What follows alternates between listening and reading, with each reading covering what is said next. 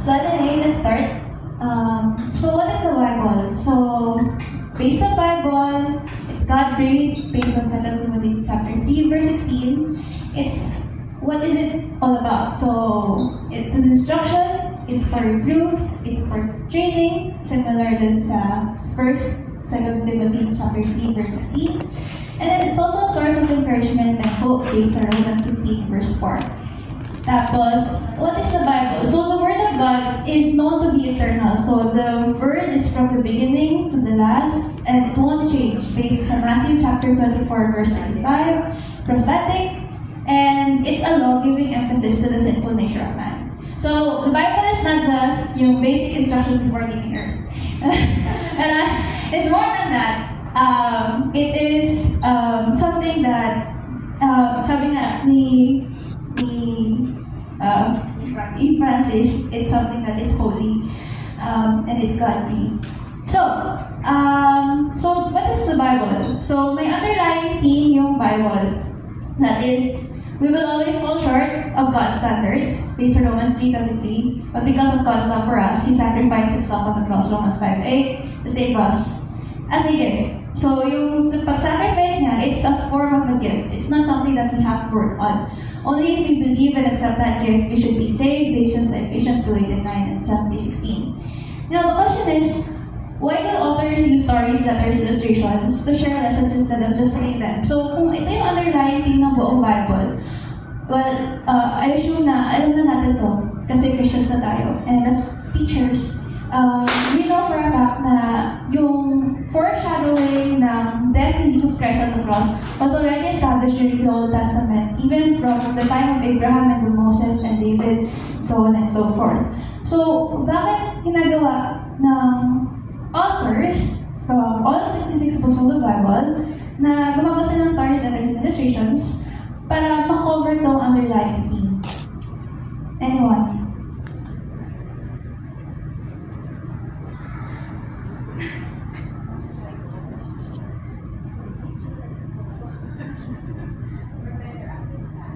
For better understanding. Ano po?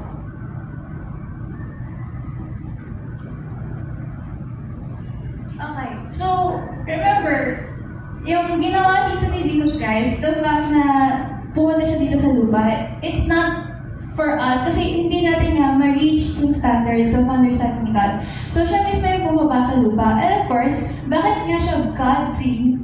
Because we cannot understand the language of God. That's why He has to breathe into the other historical characters in the Bible and then show them yung kung anong ginawa ni God sa buhay nila. That's why we can understand people like us who followed God and then na-realize nila how good it is, how heavenly it is, or how happy it is, or joyful it is to follow Him. Even in the midst of trials, sufferings, and so on and so forth. So I think yun yung pinaka-underlying message ng Bible. So what is our role as teachers, since we know what the Bible is and what it's telling us? So again, since we know God's Word already, we know the importance of it. So God's Word should be taught as an overflow of God's influence in your life story, and then it's presented to the next generation. Based on 2 Timothy chapter 4, verse 1 to 4, Colossians 3:16, 2 Timothy 2:15, Deuteronomy 6:4 to 7, and Titus 2:1-8.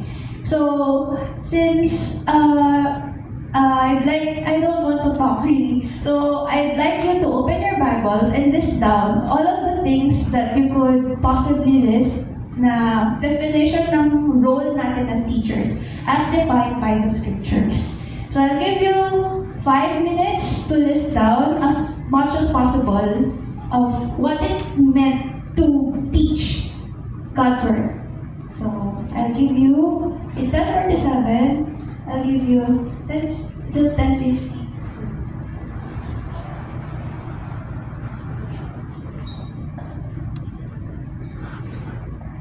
Richly. So yung keyword ay richly. And yung second po, teach and admonish. Okay. So, maganda po yung sinabi niyo. galing sa Bible talaga.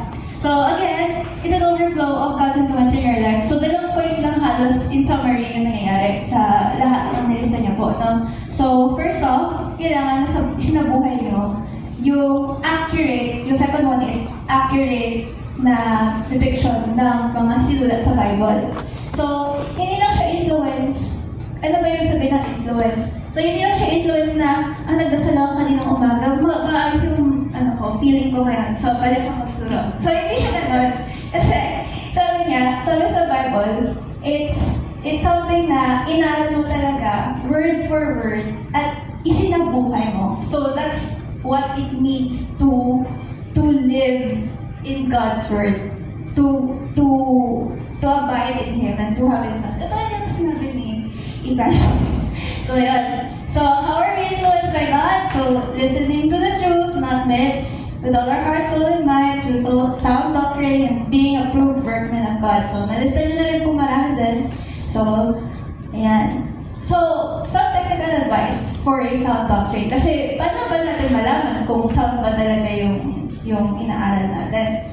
So, eto, usually sa Bible, meron tayong characters, may conflict tayo. Favorite ng Bible yung repetition, lalo na sa numbers. So, saka sa Deuteronomy.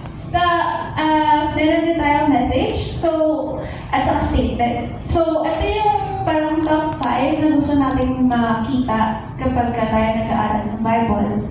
And yun yung gusto natin aralin or himay-himayin bago tayo mag-start gawa ng presentation or di kaya gawa ng program for the kids. So, of course, kailangan natin malaman yung Bible. So, these are the top 5 that we have to look for. So, pag nagbabasa po tayo ng Bible, might be good na mag-highlight tayo or di kaya ilista natin lahat ng top 5 na to. So, who are the characters? Ano yung conflict? Or ano yung gustong ibigay niyang message? For example, like letter ni Paul. Or di kaya, ano yung always nire-repeat sa New Testament? Or di kaya, ano yung conflict dun sa mga narrative stories na binabasa natin? So, yan. Something to look for. And then, of course, we have the theme versus the topic. So, yung theme, ay yung full sentence that reveals a life lesson or truth. So for example, family supports you, your values, and honesty will trust. So, it's something na a theme yung lesson. So, katulad yan nung sinabi ko kanina, the Bible has a main theme, that is salvation. So, ngayon, dapat ma-understand natin siya. Kunyari, meron tayong chapter for that Sunday, maganda ding malaman natin, kung binasa natin siyang buo, malaman natin yung theme. Kasi kapag di natin alam yung theme, dito lang tayo sa characters, conflict, repetition, magiging magulo yung presentation natin kasi scattered ba? Okay, ito characters. Ito yung conflict. So, ano yan, teacher? Parang nagkwento lang tayo, pero wala tayong underlying theme. So, maganda, kapag nag-prepare tayo, we know the theme, underlying theme of the story, and we know yung parang pinaka-topic. So, when you try to read, make sure that you have one word to explain the whole plot, and then yung moral lesson or yung theme. Yan.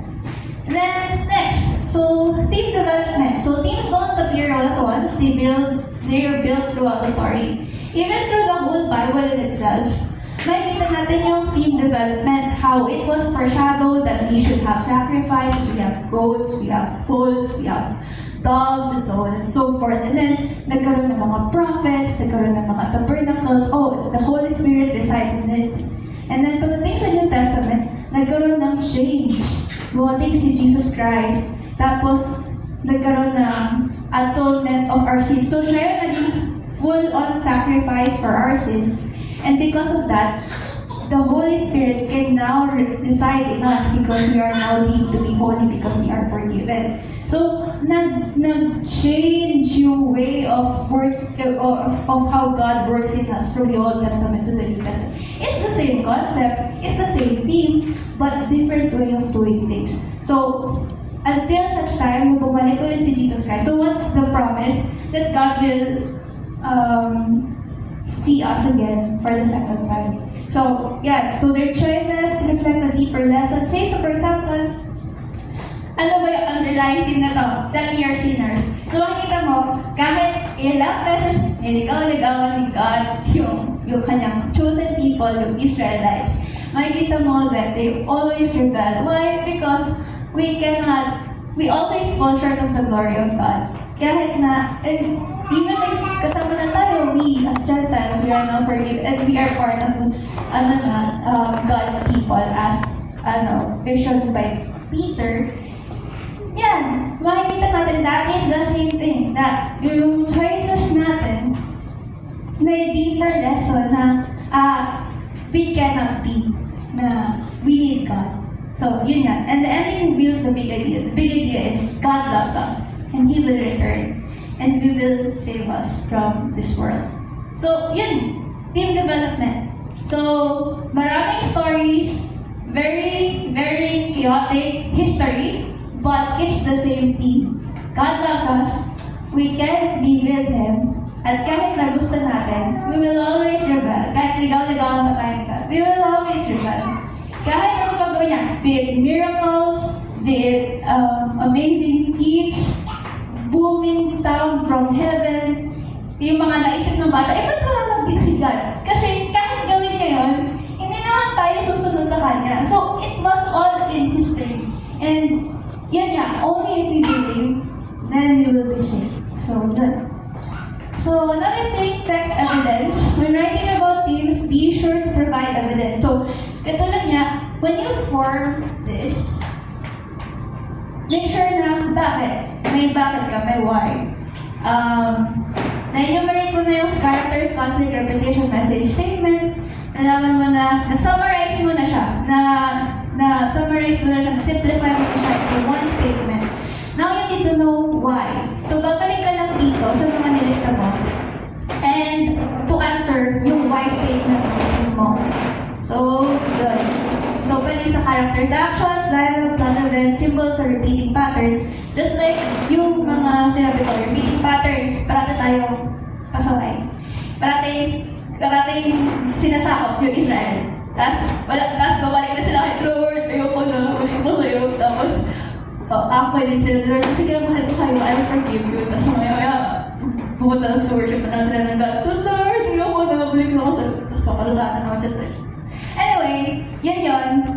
In short, bigay ng text evidence. And then after, pagkatapos sa theme, you have the main idea. So, the main idea is the central topic supporting the information. So, yung theme, it's something na you can apply on different stories. But the main idea is something that is embedded in the story. Say, for example, the main idea of Jonah is yung following God, even if you don't understand, yung kahit ayaw mo, but because you know that God is merciful, napilitan si Jonah, tapos nasave yung mga tao sa Nineveh. So, yun yung main idea. But the thing is that God is merciful, God is loving, even na sa mga kaaway. Kahit na si Jonah, ayaw na. Si Jonah na yung nagpupumiglas na, hindi Lord, patayin mo na sila, hindi. Kasi God is merciful. Ngayon, maraming stories sa Bible na nagsasabing God is merciful, God is merciful, God is merciful. So, kailangan natin, in every story or chapter na ibigay sa atin, we should have a main idea. And that theme should be repeatable every Sunday. Kasi, yun yung gusto natin ulitin sa mga bata. Just like what we've said, the whole theme of the Bible is salvation. So, yun yung ulit-ulitin natin sa mga bata. Kahit anong story ba yan.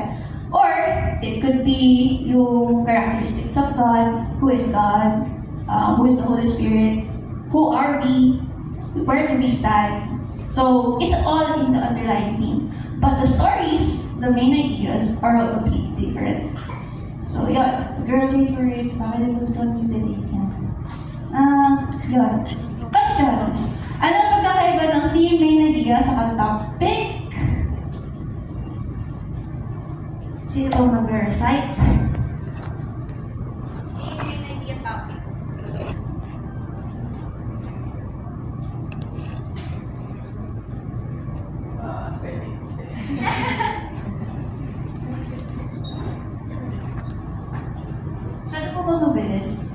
Hindi naman. As a team. Sino pa mag-recite? Team, main idea topic. Anong pinagkakaiba nila? Ano yung kanila parehas, parehas. Sino pa pwede mag-umpisa? Tony, nagtaas ng mga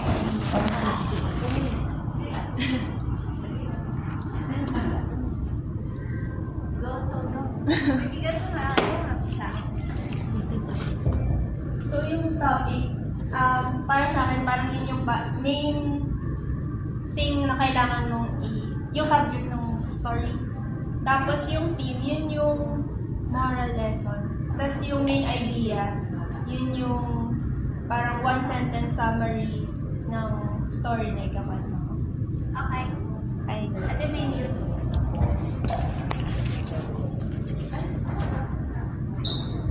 Ganda kung sinabi ni Lolo. Napapulit. Siguro dagdag ko na lang din yung natutunan ko po, yung theme na parang yung pinaka-lesson nung tinuturo natin. So, may story. So, yun yung topic. Tapos, kung paano natin nire-relate dun sa, alam mo yung truth pala. Truth. Sobrang na-age. Ayun, yung pinaka-truth, yun yung parang na-share natin sa kids. Yun yung pinaka-team. Yun po. So, yan lang naman. So, mas maganda pagka nasa-simplify kasi natin siya. So, the simple the better. So, yan. Minimalist tayo. Kaya, yan. Okay. So, again, ito yung team. And this is our inspiration. And this is what we should live by. Again, alam natin na yung word. We know how to read it. We know how to separate it word for word. Now we just have to live by it. So, again, ito yung team, and this is our inspiration, and that is what we have to do. Every single lesson that we have is to understand it by heart, hindi lang sa mind. So, yan, alam na natin yung mind, ito na yung heart. So, yan, God's Word, malaman natin yung theme, main idea, saka yung topic, then, balik tayo sa overall theme ng story, and it should be applied in our lives, and it should be an overflow of God's influence and God's love for us as we walk in Him every day for the rest of our lives, and then we teach. Kung ano yung naranasan natin, kung ano yung natutunan natin, kung ano yung kung saan tayo nahirapan, it's something that the kids should understand. Kasi, pagdadaanan din nila, or baka dinadaanan na nila, ikaw pabalik na. So, parang ganyan na tayo. Yan. So, knowing our role as teachers, how do you generally prepare for the lesson? What are the things you want to convey to the kids? Is that six. So, ito na yung part ng gusto ko i-align, yung sa teacher's guide. So, gumawa ko doon ng 4. So, we have main focus, sticks to ponder, key strategy, and curiosity points. Now, yung window na to, these things are all about understanding the kids. This one, the key strategy, is understanding yourself. And this one is understanding the scriptures. So again, parang ito lang siya. Scriptures, yourself, others. Now, this is your activity. What is your main focus? For the Word of God, ano yung gusto mong ibigay na team sa mga bata? Knowing yung lesson natin for the whole month of February. So, if you could open your Excel sheet, yung binigay ni PLA, meron na akong example doon, but I would like you to have your own, twist or spice dun sa mga sinulat ko dun sa main focus. Kunyari, beginner teacher ka, make it your own. Kasi akin yung nakasulat dun yung example ko dun. It's something that I've experienced, and it's something that I would like for the next generation to understand. Pero story that you personally created. So I want you to create your own personal main focus, key strategy, things to ponder, and curiosity points. So again, main focus, ano yung gusto mong theme based dun sa magiging lesson natin for February, key strategy. So from your experience, what do you wish you learned earlier when you were their age? How would you tell that story? How would you convey that story with your story? And then things to ponder. Ano yung gusto mong ipatanda sa kids? What do the kids need? So get to know your crowd and then answer the question, what would you teach yourself when you were their age? Tapos curiosity points, how would you get to their level of understanding? So kung ikaw ay beginners, paano mo siya ibibigay sa kanila? Ano yung nagpapa-engage siya nung 4 or 6-year-old ka? Kung primary juniors ka, ano yung nagpapa-engage siya nung? Kasi we are created by God differently. And syempre, yung plan of attack ko dun sa teacher's guide, baka hindi applicable sa inyo. That's why I want you to create your own personal strategy for this. So, nabuksan na po yung Excel sheet.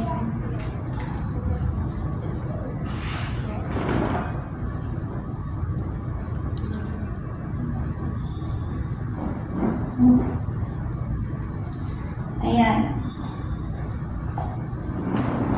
So, sa notebooks nyo, gawa na kayo ng may boxes or di kaya bullet form na may ganyan tong headings. Tapos, I'll give you 10 minutes to fill out kung beginners kayo or primary or junior high. So, kung medyo nahirapan kayo, you could refer to the teacher's guide, tapos makita niya example na ginawa ko. So, for beginners, yung main focus ko dito is knowing God through different Bible characters through His manner of interaction with them. Kasi nung bata ako, gusto ko talaga yung mga Bible characters. Pag memorize ko lahat ng Bible characters, proud ako ng beginners. Kilala ko si Jonah. Kilala ko si Moses. Kilala ko si Noah. Ayan. So, key strategy. So, I'm not sure kung applicable sa inyo yun. Again, your teaching would only take effect if it came from you. If it's your life story. Kaya kailangan galing sa inyo mismo, sa puso nyo, hindi galing sa puso ng ibang tao.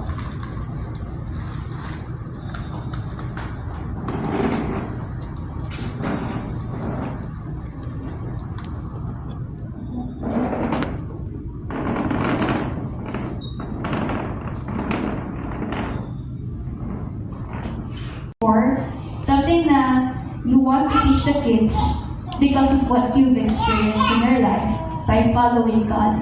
So, yun.